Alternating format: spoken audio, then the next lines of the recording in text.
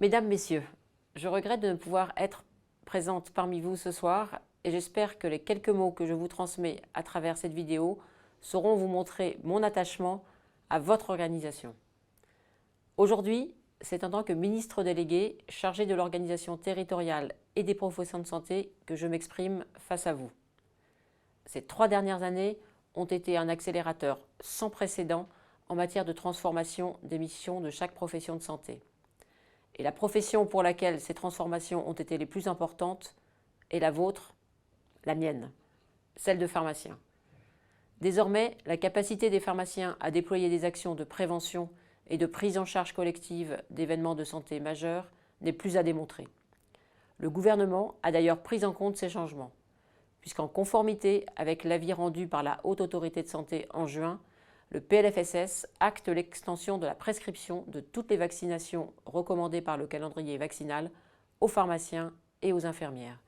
C'est une avancée majeure en termes d'accès à la prévention pour la population. Cet objectif, vous le savez, est au cœur de notre action.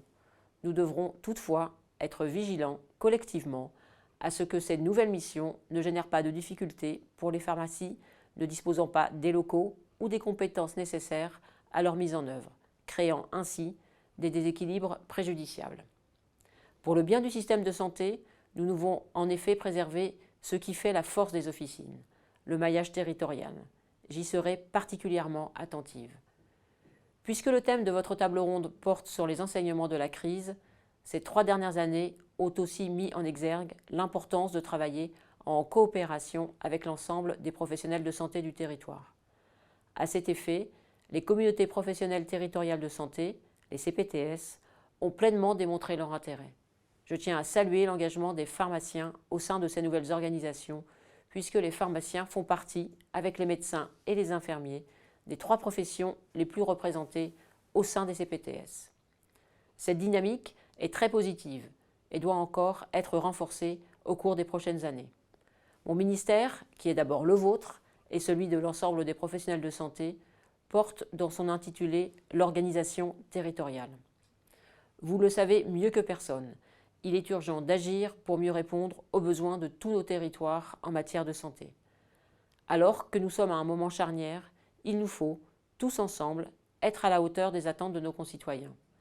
J'en suis persuadée, c'est à partir du terrain que nous construirons les solutions pour relever ce défi et que nous bâtirons la santé de demain, dans une logique de confiance, de coopération, de responsabilisation et de subsidiarité. À ce titre, le président de la République a installé le Conseil national de la refondation qui se déclinera dans le domaine de la santé.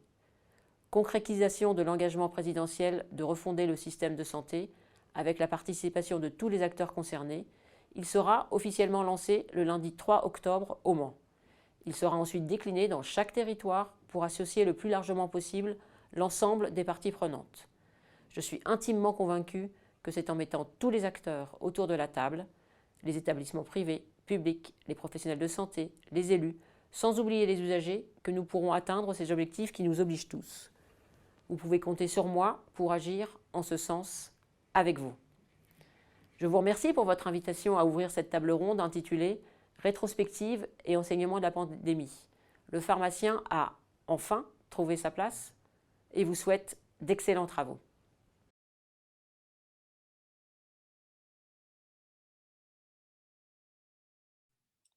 Madame la ministre, merci pour votre allocution et merci d'avoir accepté d'ouvrir le congrès Spot Pharma, congrès de la SFSPO, cette jeune société savante que nous sommes et qui, malgré sa courte vie, a déjà œuvré sur de nombreux sujets. Alors, vous ne le savez peut-être pas, mais SPOT, ça veut dire quelque chose, c'est santé, pharmacien, officine, territoire. Nous étions donc précurseurs puisque ce congrès existe depuis maintenant 5 ans et nous avions déjà pleinement conscience de l'importance et de la nécessité de l'ancrage et de l'implication des pharmaciens dans les territoires. La 6e édition de Spot Pharma s'ouvre aujourd'hui, jour de grève nationale, et je ne peux m'empêcher de sourire parce que les premières années de notre congrès, qui avait lieu en présentiel au mois de décembre, subissaient régulièrement les mouvements de grève. Alors, nous avons décidé de modifier la date. Heureusement, la Covid-19 est passée par là et nous avons appris à travailler autrement, avec autant de plaisir et autant de réussite. Et je voudrais d'ailleurs remercier nos partenaires, ceux de la première heure et ceux qui nous ont rejoints et sans qui ce congrès n'aurait pu avoir lieu, qu'ils soient pharmaciens comme les groupements qui nous ont suivis dès le départ, ou les institutionnels qui nous ont interviewés à plusieurs reprises et qui nous ont fait confiance, et bien évidemment nos partenaires industriels sans qui ce congrès n'aurait pas pu avoir lieu. Alors, la Covid-19 ne sera pas la dernière pandémie à laquelle le monde devra faire face. Je crois qu'au moins sur ce sujet-là, nous sommes pratiquement tous d'accord. On nous avait parlé du monde d'après et on nous avait juré que plus rien ne serait pareil. Certes, la pandémie a bousculé nos pratiques, nous a obligés à sortir de notre zone de confort, à accepter parfois, souvent, des conditions de travail difficiles, et elle a constitué pour la profession une fenêtre d'opportunité pour se réinventer dans son quotidien. Mais ce monde d'après ne doit pas nous faire oublier toutes ces missions qui étaient déjà les nôtres dans le monde d'avant.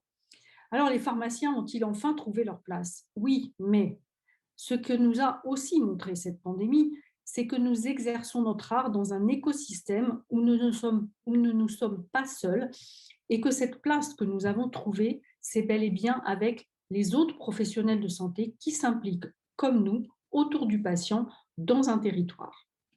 Mais avant de parler métier et perception du métier, nous allons dans la première partie de cette table ronde faire un point de ce que nous pouvons retenir de cette pandémie avec le professeur Didier Payen de manière rétrospective et peut-être prospective, avec le docteur Anne Monnier qui nous parlera de ce qui s'est passé en ville, et puis nous parlerons vaccination avec le docteur Arnaud Chéré, puisqu'indéniablement, vaccins et vaccination ont aussi été les stars de cette pandémie.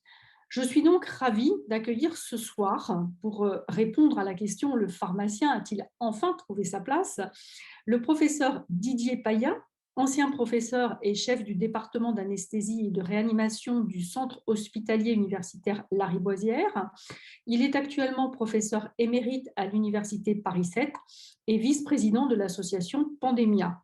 Le docteur Anne Monnier, médecin généraliste, est membre de Covigy et OpenROM, et il faudra nous expliquer, Anne, pour les participants, ce que sont ces organisations Covigy et OpenROM, et le docteur Arnaud Chéré, directeur médical au sein du laboratoire Moderna France pour cette première partie. Ensuite, nous aurons la chance d'avoir avec nous Raymond Merle, directeur du département universitaire des patients Grenoble-Alpes, qui nous rejoindra et qui nous dira pourquoi et en quoi, du point de vue des patients, cette pandémie a changé notre relation. Et puis, nous aurons aussi la chance d'avoir le point de vue de Bruno Malen, président du Conseil central des pharmaciens d'officine, qui ne peut être là ce soir, mais qui a accepté d'être enregistré. Sans plus attendre, je donne donc la main au professeur Didier Payen. Chère Béatrice, chers toutes et tous, bonsoir. Merci d'abord d'être là, tardivement, mais tranquillement, j'espère, dans vos environnements propres, hein, qui permet sans doute d'avoir une réflexion, une discussion apaisée en dehors des tensions du quotidien. Alors, on a vécu quelque chose que d'aucuns ont appelé un tsunami, tsunami voulant sans doute dire qu'il s'agit d'une vague qui submerge totalement l'existant capable normalement de le contrôler. C'est ce qui s'est passé pour la santé. On a été confronté, monde entier, à une infection à contamination très rapide et qui malheureusement avait pour un pourcentage qui paraît faible engendré un certain nombre de formes graves ou en tout cas suffisamment graves pour justifier l'hospitalisation dans des structures de soins quelles qu'elles soient. Très rapidement, il est apparu que c'est par les formes les plus graves, celles qui sont hospitalisées en réanimation, que cette pathologie a pris sa dimension dramatique et sur laquelle les gens ont commencé à comprendre qu'il s'agissait de quelque chose d'extrêmement sérieux sur lequel il fallait d'une part s'organiser, et on n'était pas a priori prêt pour ça, ni les uns ni les autres. Il fallait en plus comprendre de quoi il s'agissait dans le même temps, tout en essayant de dégager des pistes thérapeutiques permettant de sauver ceux qui étaient dans les situations les plus difficiles et développer la recherche cognitive pour comprendre ce qui se passait et en même temps la recherche de moyens thérapeutiques. Et ça a été, à mon avis, l'enseignement le plus important, c'est que tout a été à un temps très court, à une vitesse colossale que l'on n'avait jamais connue dans le monde moderne, en tout cas celui qui est contemporain de ma modeste vie. Donc, la Covid-19, il y a eu avant, il y aura après, et c'est intéressant de voir que dans quel que soit le discours auquel on s'adresse, on est confronté au même discours, c'est-à-dire avant je faisais comme ça, depuis la Covid je fais comme ça, même si la Covid a fini par être, disons, circonscrite au moins dans ses formes graves, grâce à l'activité de tous, au progrès de chacun et à la science et à l'industrie pharmaceutique. Donc, dans un premier temps, on peut se rappeler que tout démarre finalement au début de 2020 ou fin 2019. On entend parler de façon assez lointaine et on écoute d'une oreille plus ou moins distraite que des infections ont lieu, des infections pulmonaires, dans un pays lointain qui est la Chine. Depuis, ça a cavalé tellement vite, et c'était en Italie dès le mois de janvier, puis le mois de février, ça s'est étendu partout, il y avait des cas sporadiques, puis devenus plus du tout sporadiques, mais des clusters, puis de cluster en cluster est arrivé à une contamination mondiale, et on est confronté à un afflux de patients venant à l'hôpital, certains pour des symptômes relativement modestes, mais comme on n'avait pas de facteur de prédictibilité, de savoir qui allait s'aggraver, qui n'allait pas s'aggraver, on a eu tendance à vouloir garder dans un premier temps le plus de patients possible. Puis quand tout a été saturé, il a fallu trouver des moyens, et ces moyens n'étant pas illimités, j'ai été sidéré en voyant plusieurs hôpitaux, ayant fait quelques audits, de voir à quel point chaque hôpital dans son environnement s'est organisé pour tout arrêter ce qui n'était pas essentiel et vital ou urgent pour permettre l'accueil de ces patients arrivant par le biais des urgences dans les hôpitaux. Et là, des salles ont été ouvertes, on a doublé, triplé le nombre de lits dits critiques, tout ça dans un contexte décisionnel rapide. Et ça, c'est la deuxième leçon de cette pandémie, c'est que quand on fait confiance aux professionnels, quels qu'ils soient, et que les gens discutent pour prendre des décisions qui sont cette fois-ci avalisées et aidées par les autorités de santé, ça va beaucoup plus vite que lorsque l'on démarre dans l'autre sens, où on vous fait passer par des commissions, des résultats de commission, des validations de résultats de commission, des appels d'offres de marché. Bref, le train est parti, qu'on n'a toujours pas commencé à traiter les patients. Et donc là, ça a été la preuve que le système peut être très rapidement réactif. Alors évidemment, il a eu des conséquences très importantes sur le plan sociétal, sur le plan économique, et je dirais sur le plan comportemental. Et là-dessus, le rôle des médias, qui ne fait pas partie de notre table ronde ce soir, est un élément clé, parce que les médias ont véhiculé tout un tas de messages contradictoires, cacophoniques, parfois limite violents, entre des intervenants qui tous avaient une étiquette qui permettait de les rendre, je dirais, crédibles ou légitimes pour s'exprimer. Donc ça, c'est probablement quelque chose qu'il faudra faire évoluer si on devait demain être confronté à une nouvelle pandémie avec des formes graves, parce qu'il n'est plus possible de mettre les citoyens et les patients, et je pense que Raymond Merle va nous en parler très savamment, devant un mur de communication qui dit tout et son contraire à longueur de journée et répété jour après jour. La deuxième chose qu'on a apprise aussi, c'est que la décision de prise de conscience de la gravité du problème au niveau politique et au niveau national, eh bien, ce n'est pas une évidence, ça prend du temps, ça se met en place, Et là-dedans, on n'a pas été en France mieux ou pire que beaucoup d'autres.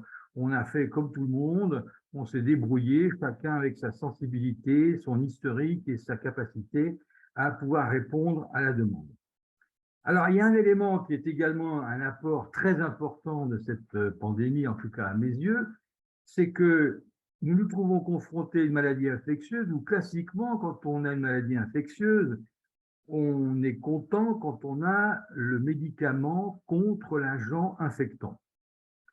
Que ce soit le parasite, que ce soit la bactérie, que ce soit le virus, on est content d'avoir un antibactérien, antibiotique, antiparasite, antivirus, et avec ça, on espère que ça va bien se passer.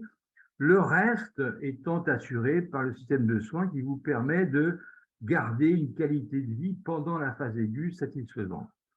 Là, nous n'avons pas de médicaments contre l'agent infectant et cependant, cette pandémie a été contrôlée grâce à la modulation de la réponse de l'hôte que nous sommes, l'hôte infecté, par l'agent infectant qui est le SARS-CoV-2.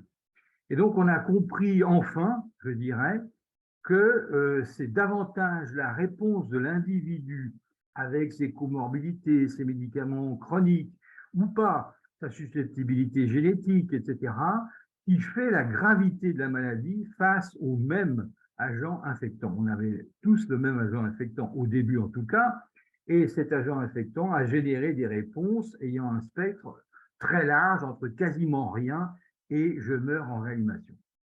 Donc ça, c'est un élément qui a justifié une recherche largement ouverte.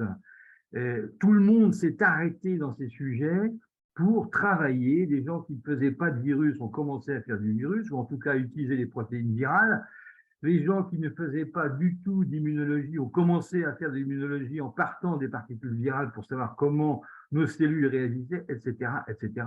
Le tout dans une transparence gratuite communiquer au niveau des journaux scientifiques librement, sans avoir à payer d'abonnement. La recherche a été ouverte à tous dans ses résultats. Et ça, c'est la première fois, et pourtant je suis loin d'être tout jeune, c'est la première fois que je vois qu'on peut accéder aux articles clés sans avoir à débourser quelques euros pour le faire. Donc, l'hôte est la clé du système, et dans cette clé du système, deux éléments sont arrivés qui ont contribué de façon fondamentale au succès du contrôle, en tout cas dans ses formes graves, de cette maladie. Le premier, on va dire que ce sont les corticoïdes, qui est un médicament qui est loin d'être nouveau, mais dont la connaissance du mécanisme d'action et du pourquoi il serait positif dans cette pathologie du Covid-19 est loin d'être étayée. Cependant, sur des corps de patients extrêmement larges, on observe dans les formes graves qui nécessitaient un traitement par l'oxygène additionnel, quelle que soit la méthode, dans ces formes graves nécessitant de l'oxygénothérapie, il y avait un bénéfice à donner des corticoïdes le plus tôt possible. Et puis la deuxième révolution, cette fois-ci, concerne les vaccins. Et on a la chance d'avoir le docteur Arnaud Chéret qui va nous en parler plus savamment. Mais ces vaccins, loin d'être des vaccins, je dirais, classiques, qui mettent un certain nombre d'années à être développés parce qu'on tâtonne sur la présence d'un antigène, combien en faut-il pour que la réponse soit adéquate. S'il n'y en a pas assez, elle ne sera pas suffisante. S'il y en a trop, elle sera trop dangereuse. Par conséquent, ces vaccins mettent un temps assez important à être mis sur le marché. Là, la technique de l'ARN messager a permis d'adapter cette technique qui n'était pas nouvelle et qui est arrivée sur le domaine de la vaccination, mettre en place rapidement, et ça c'est extraordinaire, l'application de cette méthodologie ARN messager pour créer un antigène et faire des protéines anticorps contre les protéines du virus, ça a été l'élément fondamental qui, on peut le dire, a participé à sauver la planète de ces formes graves. Donc, ce sont des éléments que la Covid-19 a apportés, que je considère positifs d'une certaine façon, même si je garde très présent à l'esprit que officiellement 5 à 7 millions de gens sont morts de la Covid-19, c'est-à-dire probablement beaucoup plus que ça, parce qu'on n'a pas pu répertorier dans tous les pays du monde les nombres exacts, Néanmoins, cette mortalité élevée a été contenue grâce à l'apport de ces médicaments. Donc, on peut peut-être commencer à s'interviewer les uns les autres, si j'ose dire, et commencer peut-être par les patients et voir comment ils ont vécu ça. Et si vous voulez bien, ensuite, on parlera des pharmaciens et du rôle de la vaccination et comment ils ont pu s'intégrer avec beaucoup de retard parce qu'on ne leur avait pas permis avant dans la pratique de cet exercice de vaccination tous azimuts. Mais peut-être qu'avant qu'on commence ça, peut-être M. Chéret pourrait faire un rapide overview, survol pour des gens qui ne sont pas spécialistes de ce qu'est la vaccination par la technique ARN messager. Cher Arnaud, c'est à vous. Parfait. Merci, merci Béatrice, merci Monsieur le professeur. Vraiment, je suis très heureux d'être parmi vous tous ce soir. Au nom de Moderna, je tenais tout d'abord à remercier l'ensemble des pharmaciens pour le rôle majeur tenu pendant la crise Covid et de manière générale pour leur rôle, votre rôle dans la vaccination. Donc très rapidement, Moderna est une entreprise de biotechnologie fondée en 2010 à Cambridge. Son président actuel, Stéphane Bancel, qui est français, a rejoint cette entreprise en 2011. Et la force de Moderna en 2022, c'est la connaissance et l'exploitation de la technologie ARN messager depuis maintenant 12 ans.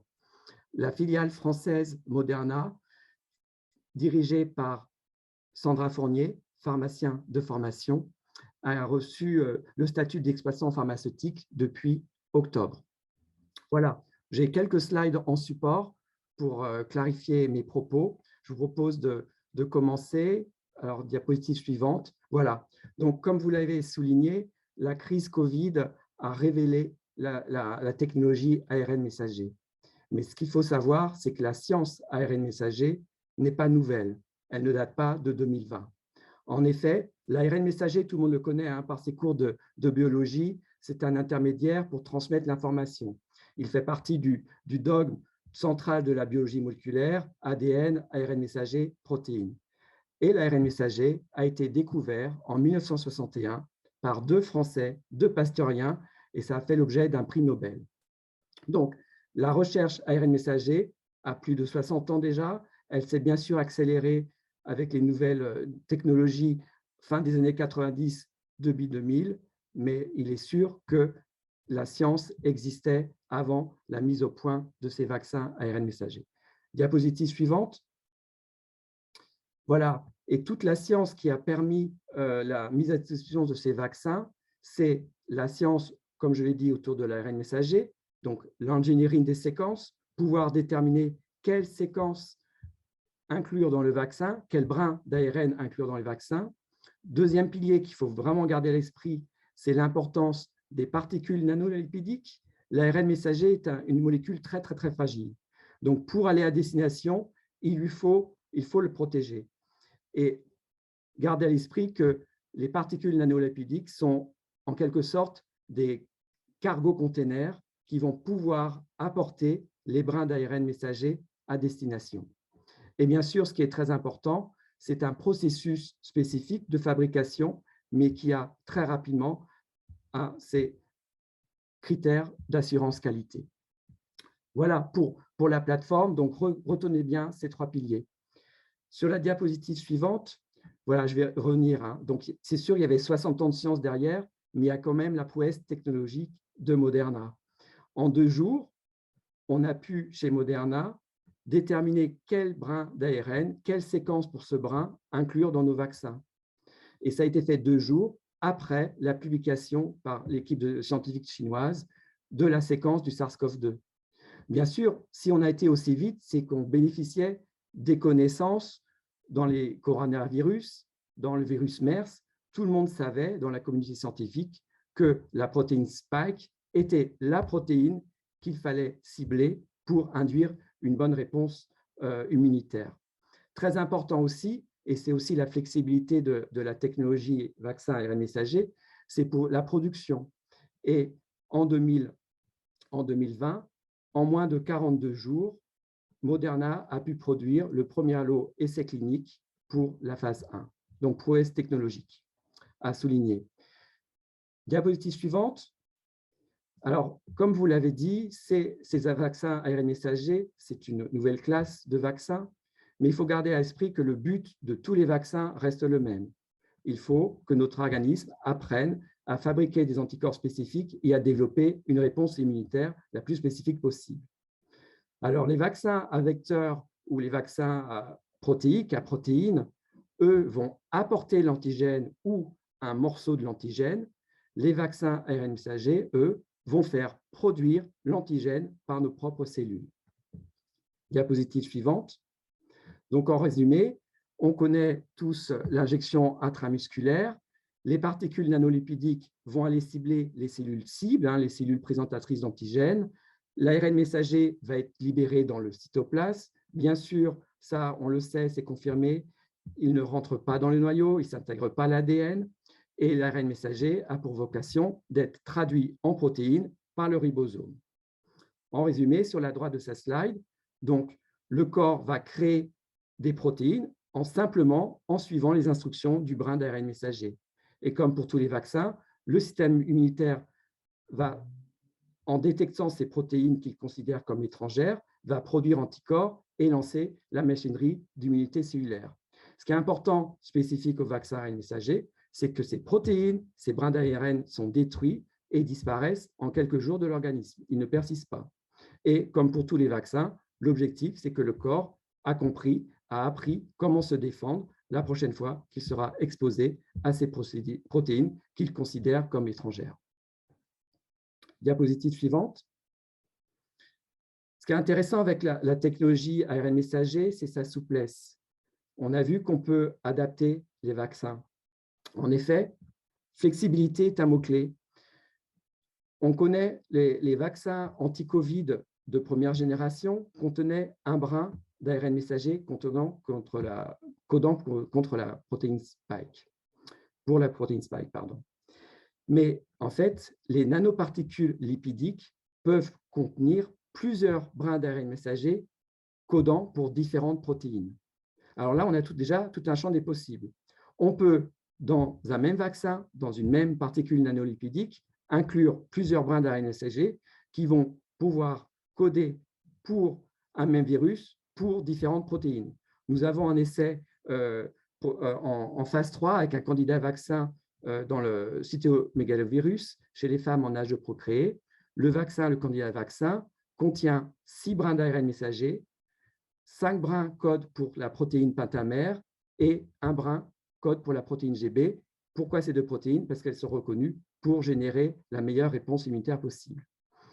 Le B, pour cibler différents variants viraux d'un même virus. Ça, maintenant, tout le monde connaît. C'est les vaccins bivalents qui sont disponibles dès maintenant et qui pourront faire l'objet de vaccination dès la semaine prochaine, le 3 octobre. Donc, c'est les vaccins de 2e génération contre la Covid. On les appelle bivalents parce qu'ils contiennent 2 brins d'ARN messager, un brin qui continue à coder pour la spike du virus ancestral et un brin qui va coder pour la spike d'un variant Omicron. Et donc, ces vaccins bivalents sont plus adaptés aux souches actuellement circulantes. Petit grand C, c'est là on se projette un peu plus dans le futur, c'est l'ambition, c'est la vision de Moderna.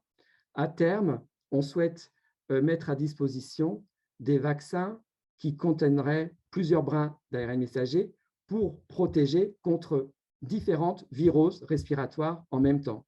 Donc, un vaccin combiné qui protégerait une seule injection en amont de la saison hivernale, qui protégerait, notre objectif, c'est d'avoir un vaccin combiné Covid, grippe et VRS. Et nous avons des essais déjà en phase 3 dans la grippe et déjà en phase 3 contre le VRS, le virus respiratoire syncytial, chez l'adulte de plus de 60 ans. Diapositive suivante. Là, on va se projeter encore un peu plus loin. Il faut garder à l'esprit qu'on connaît actuellement la voie intramusculaire, mais cette technologie permet d'autres voies d'administration. Et là, grâce à des nouvelles voies d'administration, on va pouvoir parler de vaccins prophylactiques, mais vraiment de traitements à base d'ARN messager. On peut imaginer, il y a déjà des essais cliniques en cours, avoir des administrations de ces brins d'ARN messager en mode inhalée, directement en intratumorale, en intraveineuse, directement en intracardiaque, donc un large champ des possibles. Diapositive suivante. Ah, elle est masquée, je crois. Donc, c'est ce champ des possibles qui permet de nous projeter vraiment dans le potentiel futur de l'ARN messager.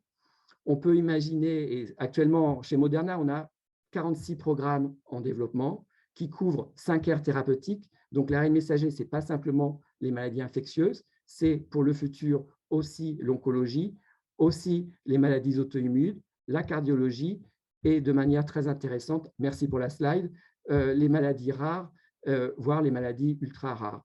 Et vous voyez sur cette slide les différents ronds. Chez Moderna, on répartit nos plans R&D en fonction de ce qu'on appelle un champ d'application.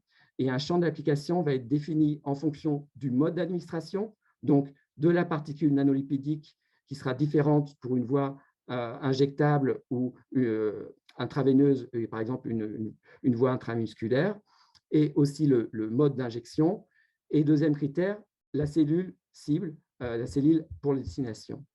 Voilà, donc vous voyez que dans le futur, l'ARN messager, ça va aussi bien pour être prêt pour la gestion de potentielles crises pandémiques avec de nouveaux pathogènes, être prêt à développer rapidement des virus, mais aussi, ça sera dans le quotidien de chacun, de l'ensemble de nos familles, puisqu'on s'adressera, on fera partie d'une médecine très personnalisée en oncologie, dans les maladies rares, voire les maladies ultra rares. Donc voilà, en conclusion, voilà, chez Moderna, on est convaincu du champ des possibles. Hein. Pour nous, l'ARN messager, c'est une réelle révolution et elle répondra à aux besoins médicaux non encore satisfaits. Et en parlant de satisfaction, juste pour conclure, pour revenir à la profession des pharmaciens, voilà, aussi, on s'attache à adapter les présentations de nos vaccins pour les rendre plus faciles à l'usage, et c'est ce qu'on vient de faire pour le vaccin bivalent, et nous en sommes très heureux. Voilà, je vous remercie, à votre disposition pour toute question. Merci beaucoup Arnaud, c'était très clair et très important que vous puissiez, bien sûr, que vous puissiez expliquer à l'ensemble de nos collègues ce qu'est la technologie ARN messager appliquée à la vaccination anti-SARS-CoV-2. Je vois que Béatrice voudrait intervenir, donc elle a Oui, plus que le droit. oui, non, c'est juste parce que je manque à tous mes devoirs. Je n'ai pas précisé en préambule que, bien évidemment, s'il y avait des questions, on allait essayer d'y répondre et qu'il y aurait un temps d'échange et que les participants peuvent poser leurs questions dans le chat. Donc, surtout, n'hésitez pas parce que je suis sûre qu'il y en aura plein. Et du coup, je profite d'avoir ce moment de parole pour peut-être réagir là tout de suite, parce que finalement, ce qu'on voit, ce que vous avez dit Didier et ce que vous avez dit Arnaud, il y a deux choses dans ce que vous avez retenu finalement de la pandémie. Il y a non seulement ce qu'on a appris de la science, et ça je pense qu'on a eu un bel exemple, mais il y a aussi ce qu'on a appris du comportement des scientifiques avec ce formidable élan de solidarité et de travail international. Et ça, c'est quelque chose qu'il faut aussi souligner parce que on n'était peut-être pas prêt à parier là-dessus dans le monde d'avant. Oui, c'est vrai, c'est tout à fait vrai, vous avez raison. Il y a eu un élan, je dirais, chacun dans son domaine a eu un élan, et c'est pour ça que tout le monde a joué sa carte, et c'était très important que petit à petit, les choses s'harmonisent pour que jouer sa carte n'engendre pas des dysfonctionnements, mais au contraire des amplifications de bons fonctionnements. Et c'est un point clé. Raymond, est-ce que vous êtes prêt à nous dire de votre côté, c'est-à-dire, si je me permets de bien comprendre, du côté du vécu des patients, des citoyens, est-ce que ceci vous a généré des commentaires, des réflexions et des visions? Merci, merci pour cette invitation. En effet, les patients ont été, comme vous devez vous en douter, perturbés par toutes ces informations, désinformations qui sont arrivées au quotidien.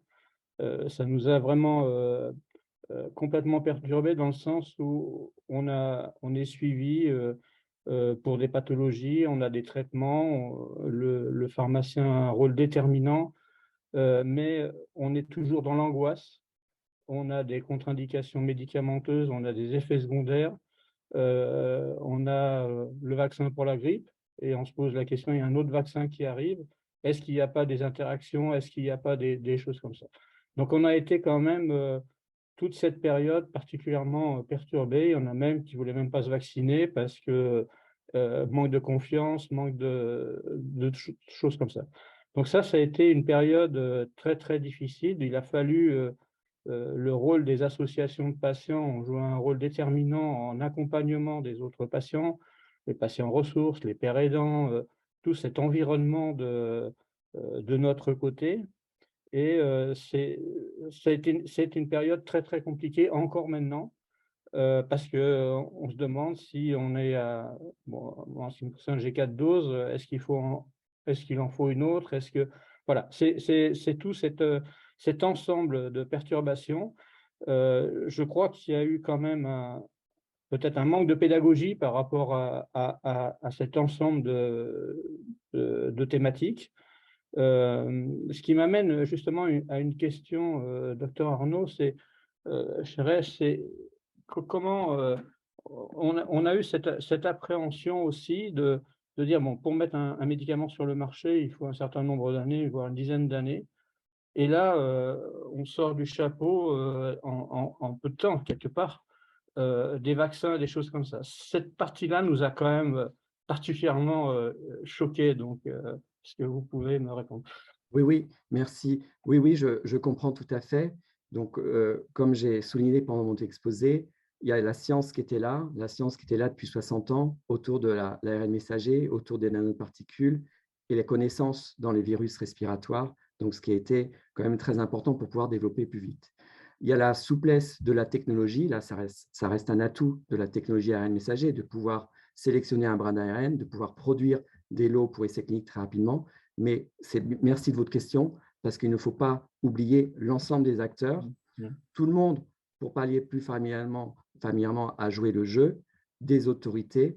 Voilà, les autorités se sont adaptées à la crise. Elles ont établi des processus de revue en ce qu'on appelle du rolling review. Donc, chaque fois, à partir du moment où il y a un nouveau document intéressant à soumettre, on pouvait le soumettre en tant qu'industriel et il était systématiquement et tout de suite revu sans avoir le dossier final. Il y a eu aussi certains soutiens de gouvernement pour pouvoir booster la recherche, pour pouvoir aider à la construction des usines.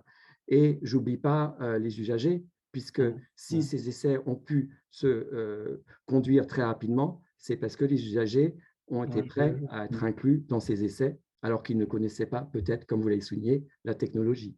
Donc là aussi, de manière générale, tout industriel est conscient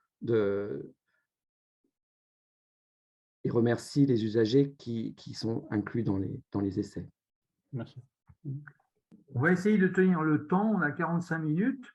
Cher Raymond, si vous avez 2 minutes de messages vraiment importants à faire passer en tant que porte-parole des usagers, je dirais, ou des patients ou des citoyens qui sont les futurs patients, c'est le moment.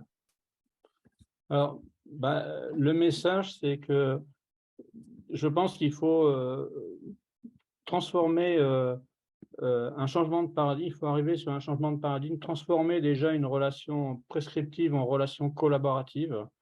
Il faut changer le paradigme par la collaboration. J'en parlerai tout à l'heure, mais c'est simplement aussi transformer cette relation du faire pour le patient, sans le patient, en faire avec le patient. Je prendrai l'exemple de l'éducation thérapeutique. On parle d'éducation thérapeutique du patient.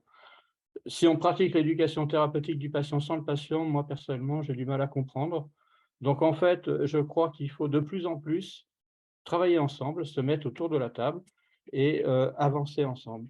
Pendant toute cette période, je voudrais quand même remercier particulièrement les pharmaciens parce qu'ils ont vraiment joué un rôle d'accompagnateur finalement du patient, parce que quand on va voir le pharmacien, c'est vraiment qu'on en a besoin, on y va régulièrement. Et de ce fait, c'est une relation qui s'est établie particulière. Et je pense que ça peut être un exemple de relation qui peut être développé dans d'autres dimensions. Donc, si j'ai un message à faire passer, c'est développer cette collaboration, travaillons ensemble.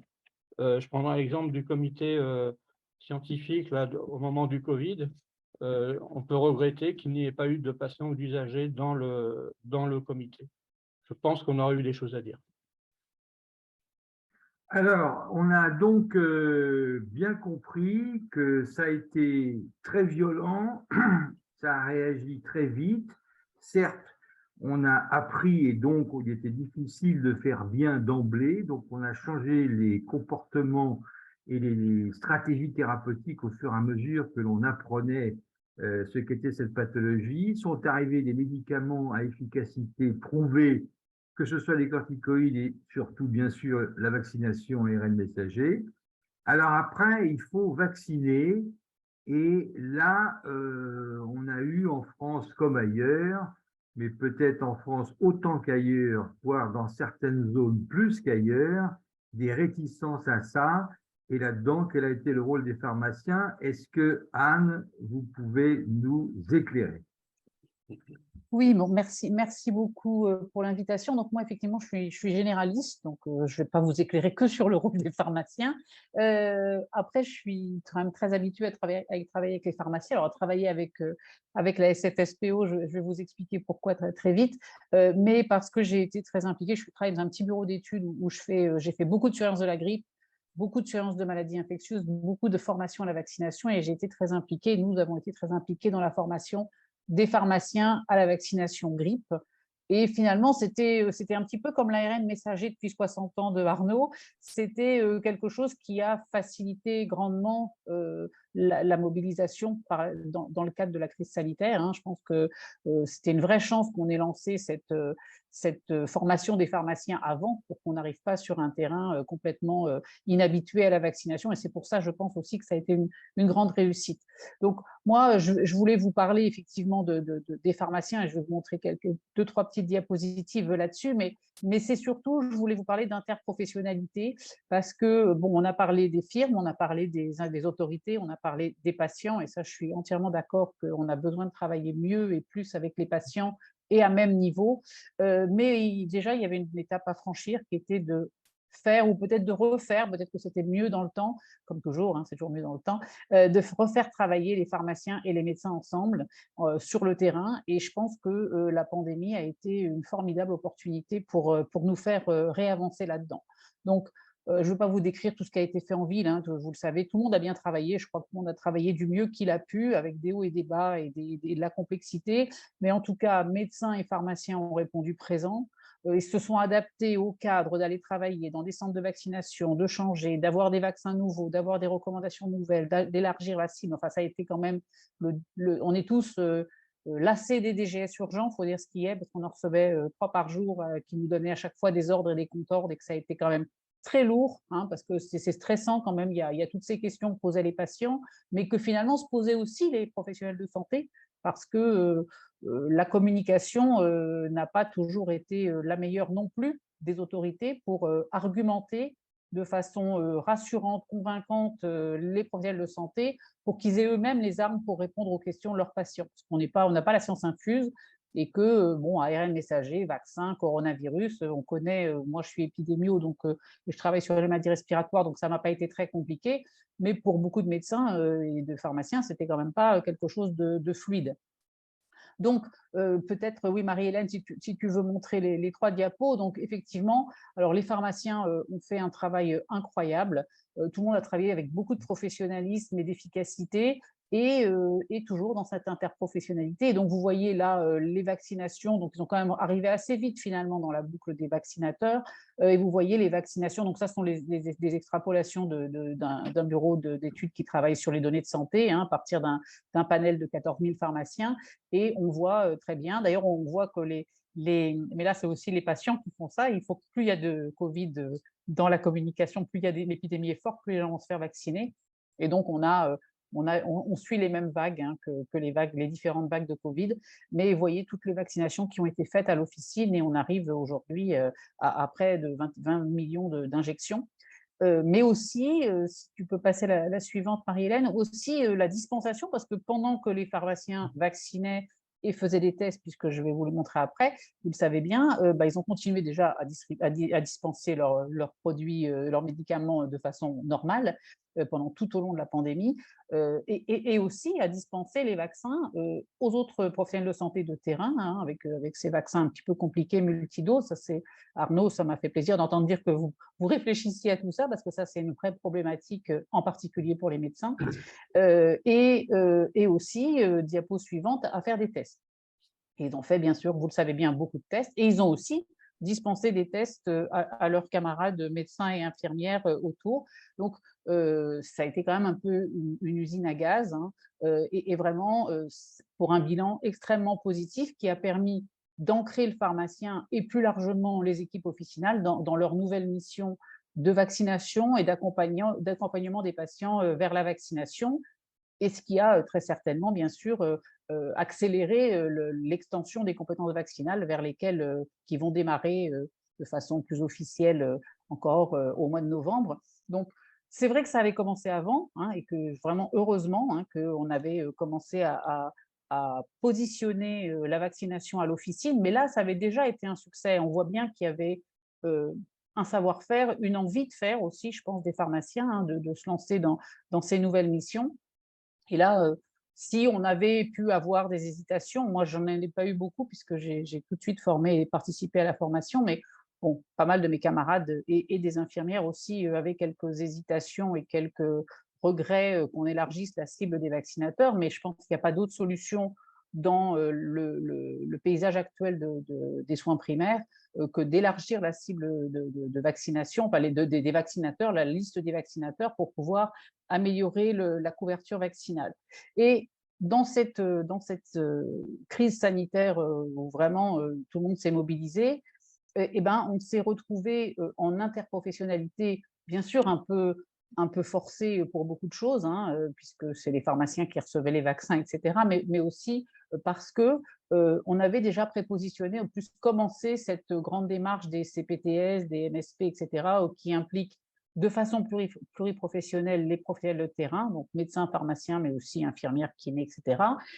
Et que, si ça prenait doucement, ce qui s'est passé a permis d'accélérer et de renforcer l'intérêt de ces structures, parce qu'on n'est pas seul, on peut échanger, on peut s'apporter des éléments d'argumentation, et on peut aussi s'appuyer les uns sur les autres. Et donc, à la sortie de tout ça, plus personne ne se pose de questions sur la capacité des pharmaciens à faire de la vaccination, et plus personne ne se pose de questions sur l'intérêt majeur qu'il y a à travailler main dans la main.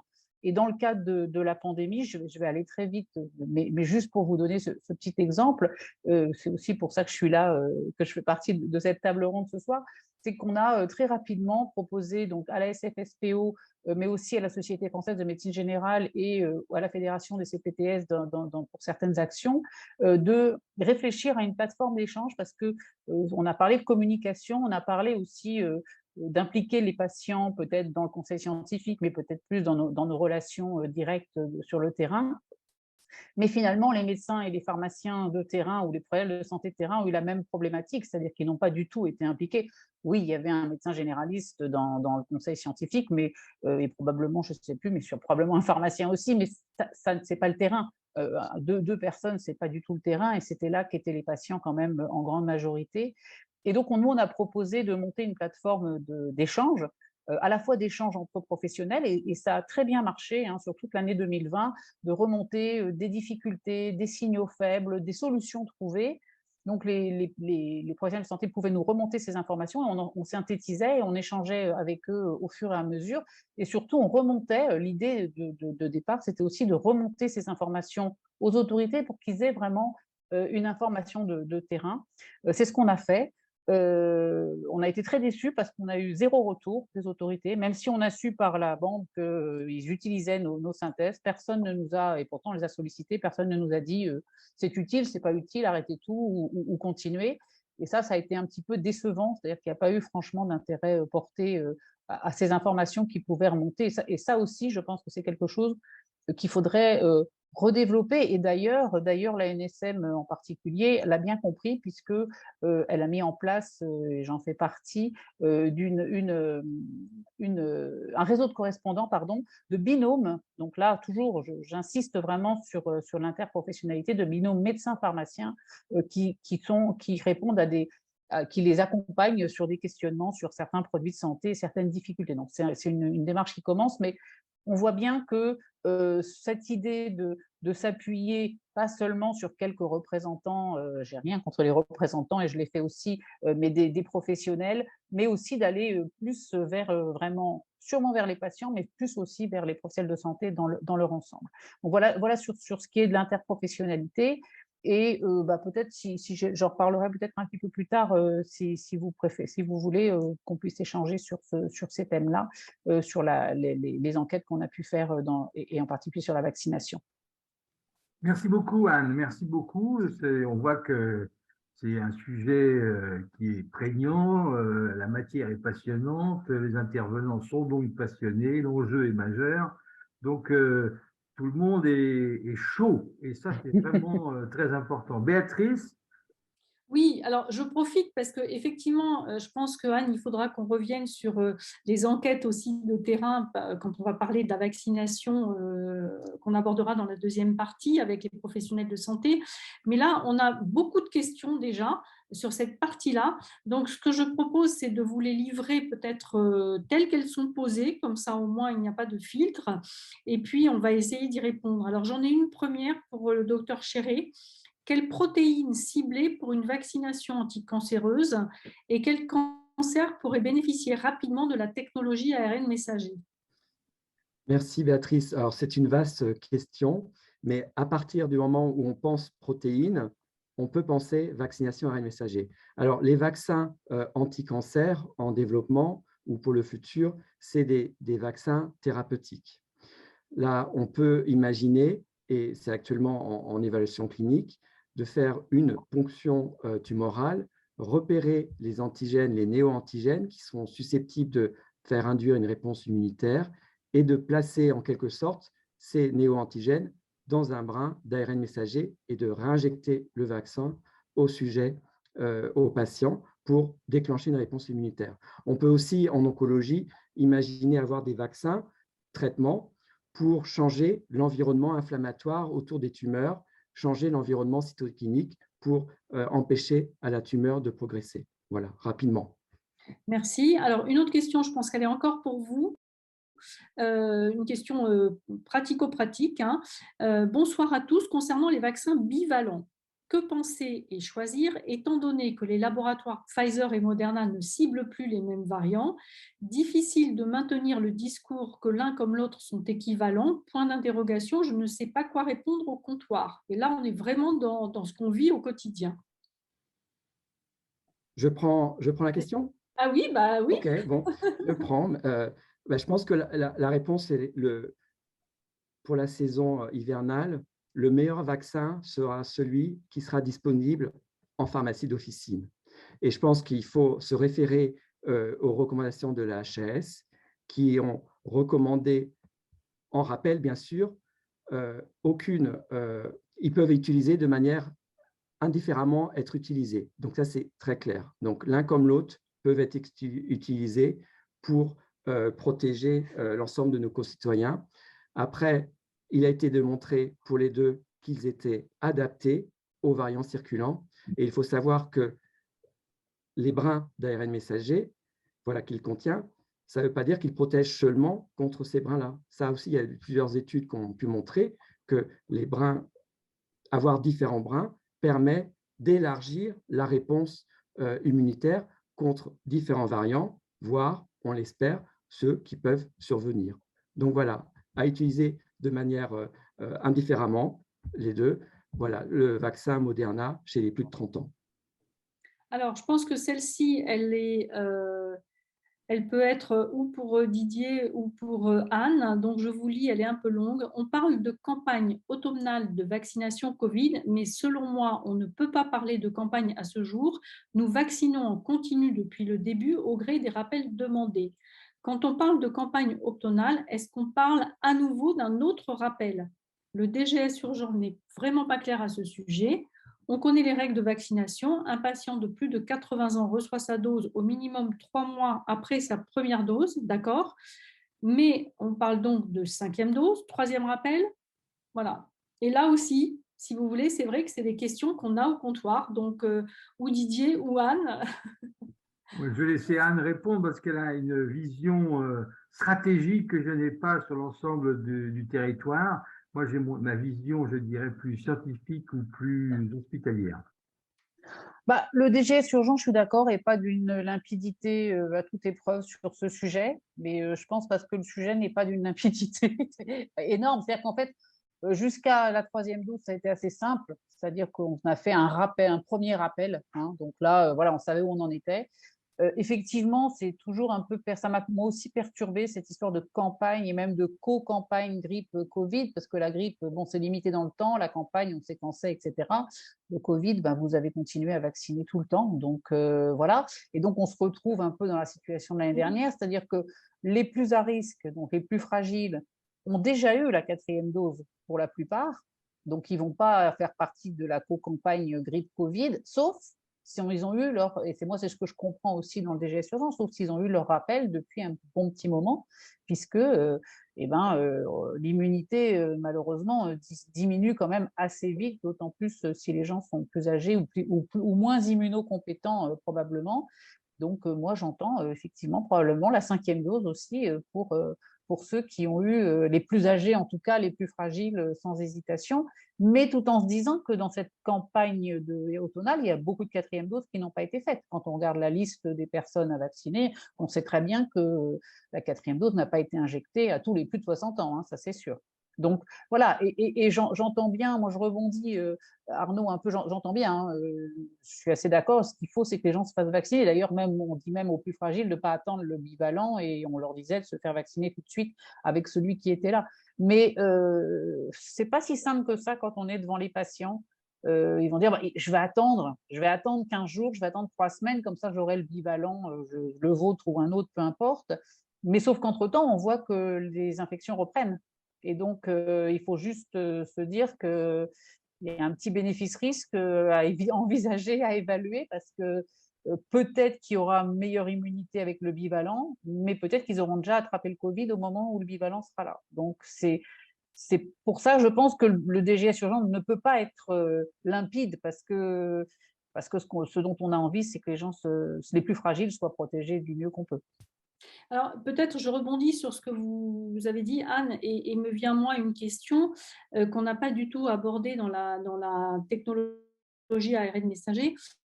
On voit qu'il faut se revacciner. Est-ce que, en termes d'immunité, avec ces vaccins-là, et là c'est pour vous Arnaud, on a un peu plus de recul et on en sait un peu plus, ou est-ce qu'il va falloir se faire vacciner tous les 4 matins? Ça, c'est aussi la question qu'on a au comptoir.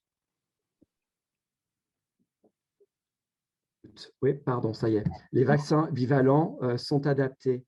Et nous, chez Moderna, on a eu plusieurs programmes de bivalents, et on a pu démontrer que l'intérêt d'associer 2 brins différents codant pour 2 protéines différentes de variants différents permettait d'avoir des niveaux d'anticorps plus élevés, et comme je l'ai dit, pas seulement pour les composants du vaccin, mais aussi une réponse durable. Et c'est vraiment plus durable. On a des données qui ont été publiées à plus de 6 mois. Donc vraiment, l'objectif de ces bivalents, c'est avoir une réponse plus élevée, immédiate, plus large en termes de protection contre les variants ou soulignats circulants, et aussi plus longue. Voilà. Idéalement, je pense que tous souhaiteraient pouvoir rentrer dans l'endémisation du virus SARS-CoV-2 avec une injection annuelle. Voilà. En tout cas, nous, on travaille chez Moderna dans cet objectif-là de pouvoir passer à des injections annuelles. Et là, on pourra faire une vraie campagne automnale. Et là, on pourrait faire mais je suis d'accord avec vous, Anne, mais je comprends la question, et je pense, comme vous l'avez dit, l'essentiel, la campagne, c'est vacciner les plus fragiles contre la Covid. Voilà, c'est ça le message. Que ça soit 4, 5 ou 6, ce n'est pas un problème. Et peut-être, voilà, il ne faut pas raisonner en nombre de doses. C'est, voilà, il y a une période à risque de recirculation. du virus, il est important que les plus fragiles se fassent vacciner. Cher Arnaud, est-ce que je peux me permettre, Alors, on reprendra peut-être les questions tout à l'heure. est-ce que je peux me permettre de vous poser Non, une je question disais juste, rapide? Didier, on reprendra peut-être allez-y. Euh, Voilà, on parle des plus fragiles. Dans les plus fragiles, on entend les plus âgés ou les gens les plus immunodéprimés, induits ou par le vieillissement du système immunitaire, dite immunosénescence.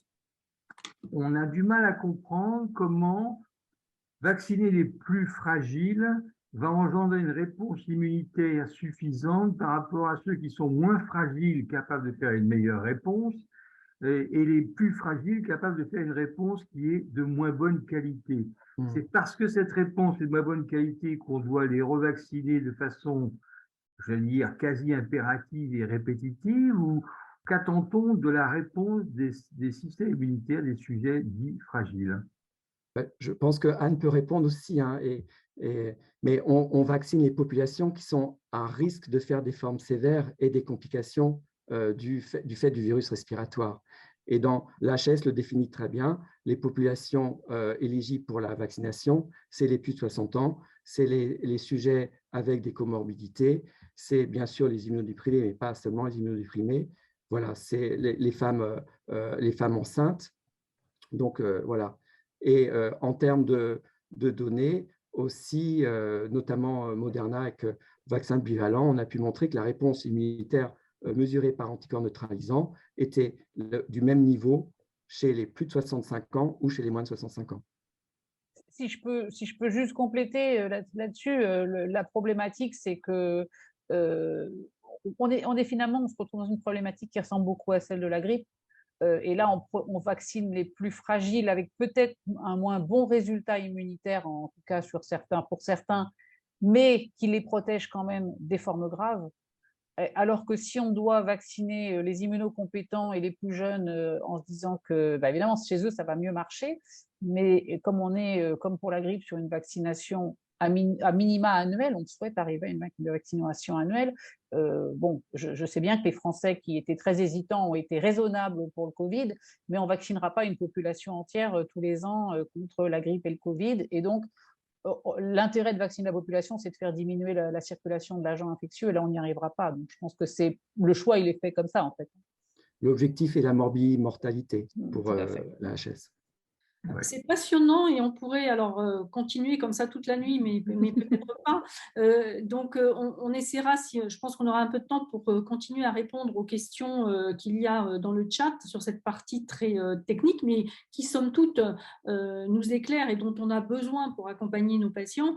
Et que peut-être là, on peut s'interroger sur maintenant la perception qu'ont eu les patients pendant cette pandémie de leur pharmacien préféré. Et je pense que Raymond, ce serait intéressant de vous entendre sur le sujet, parce que même si les pharmaciens ont fait preuve d'une agilité et d'une flexibilité comme les vaccins à ARN messager, il y a sûrement des choses sur lesquelles on peut encore évoluer, et le retour patient est vraiment important. Et moi, je voudrais dire que c'est aussi la marque de fabrique de la SFSPO, c'est-à-dire que dès le départ, dans toute la réflexion qu'on a sur nos pratiques et dans les travaux qu'on mène, on a toujours inclus les patients pour faire ce travail avec nous.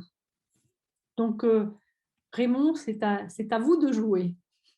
Vous voulez qu'on passe la présentation? Oui. D'abord, nous expliquer effectivement ce qu'est l'université des patients.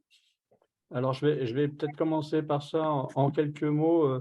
C'est pas pour faire du prosélytisme et d'être vraiment en avant par rapport au département, mais simplement pour vous montrer que l'esprit de collaboration dans lequel on peut travailler, vous avez cité la SFPO et d'autres structures, c'est vraiment un esprit qui se construit avec des nouvelles structures qui ont intégré l'écosystème. Donc, il y a le département universitaire des patients, il y a d'autres structures, il y a les universités des patients, il y a d'autres, je parlerai du consortium tout à l'heure, il y a d'autres structures qui se sont emparées de cette collaboration en passant par la formation des patients. Et donc, moi, je vais vous montrer un exemple de réalisation. Vas-y, Marie-Hélène, si tu veux. Donc, en fait, on est sur ce titre-là. Donc, on va voir un petit peu comment on peut réaliser des choses avec vous. Et quand je parlais tout à l'heure de collaboration et de développement de la collaboration, on va voir qu'on est complètement dedans. Vas-y, je t'en prie. Donc, en fait, on s'est posé la question, finalement, mais pourquoi un département? Donc, on a eu certaines oppositions qui disaient, en fait, les patients, ils interviennent, ils sont bénévoles, pourquoi on va leur créer des choses, finalement? Donc, en fait, en décembre 2020, sous l'impulsion d'un groupe de 4 patients experts, les doyens de médecine et de pharmacie ont joué un rôle déterminant et avec un soutien indéfectible qui nous ont permis de créer ce département ensemble. Donc, qu'est-ce qu'on fait exactement? Donc, on s'implique particulièrement dans la formation des patients, des aidants, des étudiants qui veulent s'engager auprès des patients dans la recherche. Pourquoi? Parce que les principales missions des UFR, de médecine et les autres, c'est la formation et la recherche, les unités de formation et de recherche. Donc, on s'intègre complètement dans l'écosystème de l'UGA par son engagement à soutenir la dimension patient en son sein et participer à l'évolution d'une relation, du changement d'une relation prescriptive en relation collaborative. Il s'agit donc d'améliorer l'offre sanitaire, sociale et médico-sociale en transformant le faire pour le patient, mais le faire avec le patient et ses aidants. C'est ça la grande différence. Vas-y, Marie-Hélène. Donc, j'ouvre un petit peu ce n'est pas une pièce de théâtre, mais quand même. Donc, en fait, comment on a procédé? Donc, l'Université Grenoble-Alpes a dans son sein des composantes humanité, santé, sport, société. Donc, vous voyez quand même cet esprit de collaboration et de mutualisation et qui regroupe 7 UFR, dont la psychologie, l'informatique et d'autres. Et nous sommes sur le secteur santé dans les UFR de médecine et de pharmacie, avec bien sûr, d'un point de vue gouvernance, un conseil du département et un bureau, vous voyez ici, qui regroupe quand même un directeur patient, parce qu'il nous paraissait indispensable que ce soit un patient qui soit directeur, moi-même, 2 co-directeurs qui représentent les composantes médecine et pharmacie, ce sont d'autres professeurs, 3 patients experts, donc vous voyez qu'on est 4 patients dans la gouvernance, et il y a les 2 vice-doyens des études, puisque pour travailler sur la formation, il faut quand même des responsables pédagogiques d'études, et puis 2 représentants de la direction du CHUGA qui elle, bien sûr, est en collaboration étroite avec l'université. Alors, pour réaliser ces travaux sur la formation et la recherche, nous avons réalisé 4 missions, 4 groupes de travail, avec un groupe de travail qui est le premier, qui accueille les patients et qui les oriente, qui les accompagne, les patients, les aidants, les associations de patients. On a un groupe particulièrement important sur la formation initiale et continue. Et là, on est dans la co-construction des programmes, on est dans la dispense des programmes, le développement, l'évaluation et le suivi. On accompagne, par exemple, des étudiants jusqu'aux mémoires de travaux de fin d'études ou de thèses d'étudiants. Le 3e groupe correspond à la recherche, et c'est là où ça va nous intéresser particulièrement, c'est qu'on va co-construire des appels à projets et on va répondre à des sollicitations pour expertise, telles les PHRC, dans lesquels un comité de patients doit être sollicité. Un refus engagerait un motif de retoquage.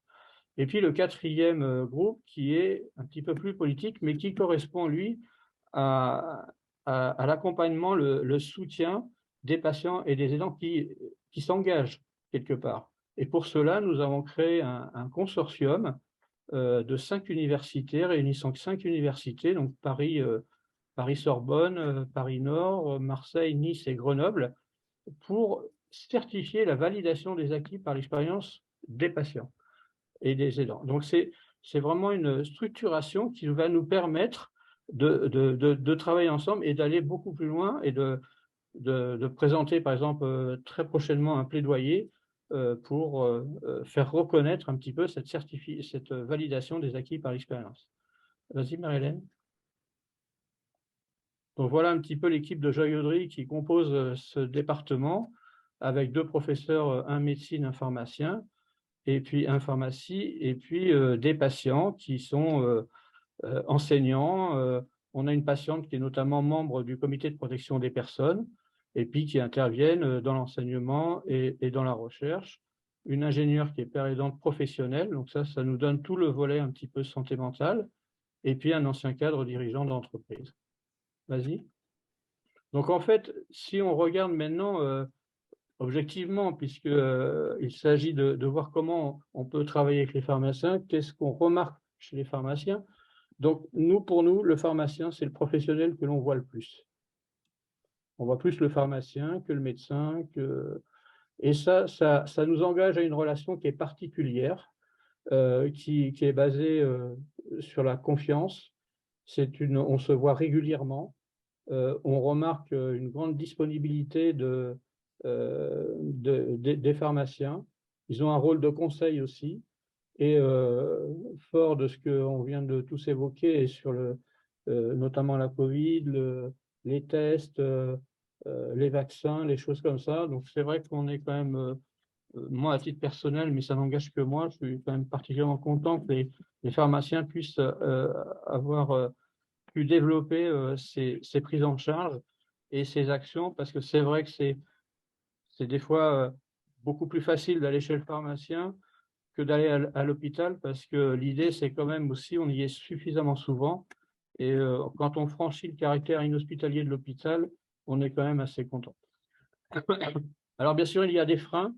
Alors les freins, c'est surtout, je pense que c'est dans la structuration des officines. Je pense que Madame la ministre en a parlé tout à l'heure, et ça engage quand même des difficultés, notamment de confidentialité. Les pièces recevant le public sont un petit peu petites, elles ne sont pas suffisamment adaptées. Je crois que ça pose quand même des vrais problèmes, mais qui sont beaucoup plus basés sur la structuration. Donc je ne voudrais pas froisser les pharmaciens, mais simplement, ce n'est pas une critique en soi, c'est un constat. Et c'est ce qui engage aussi les difficultés peut-être relationnelles ou de communication. Et puis, il y a quand même aussi un problème qui est lié au temps d'entretien qu'on a au comptoir. C'est-à-dire que le pharmacien ne peut pas passer des heures et des heures avec un patient. S'il y a une file d'attente, c'est quand même compliqué. Voilà un petit peu au niveau des pharmaciens. Et vas-y, Marianne.